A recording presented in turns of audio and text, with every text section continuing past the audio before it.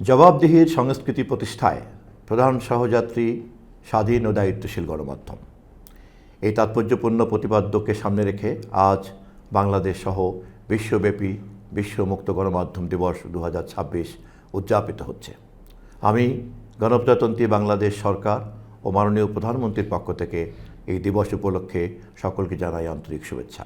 প্রিয় দেশবাসী, আপনারা জানেন বিগত জাতীয় সংসদ নির্বাচনে স্বাধীন গণমাধ্যম প্রতিষ্ঠাই ছিল আমাদের অন্যতম নির্বাচনী প্রতিশ্রুতি।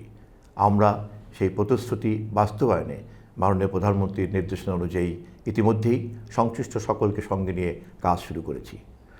গণমাধ্যম একটি গণতান্ত্রিক রাষ্ট্র ব্যবস্থার অন্যতম প্রধান স্তম্ভ।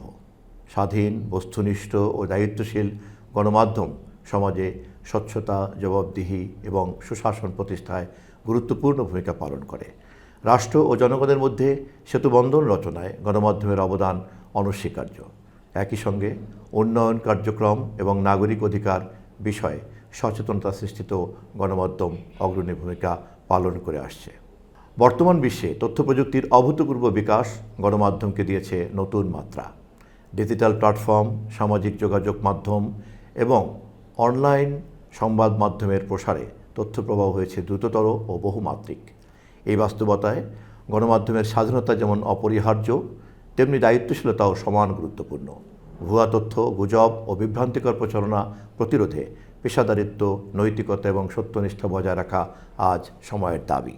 জবাবদিহিমূলক সমাজ ও রাষ্ট্র গঠনে গণমাধ্যমের ভূমিকা কেবল সমালোচনায় সীমাবদ্ধ নয়, বরং তা গঠনমূলক আলোচনার ক্ষেত্র তৈরি করে, সমস্যা চিহ্নিত করে এবং সমাধানের পথ নির্দেশ করে। এটি দায়িত্বশীল গণমাধ্যম সরকারসহ সকল প্রতিষ্ঠানের কার্যক্রমকে জনগণের সামনে উপস্থাপন করে, যা স্বচ্ছতা এবং আস্থার ভিত্তি শক্তিশালী করে। আসুন আমরা সবাই মিলে সত্য ও ন্যায়ের পক্ষে দৃঢ় অবস্থান গ্রহণ করি। মুক্ত গণমাধ্যম ও জবাবদিহির সংস্কৃতি প্রতিষ্ঠায় দায়িত্বশীলতার সঙ্গে অবাধ তথ্য প্রবাহ নিশ্চিত করি।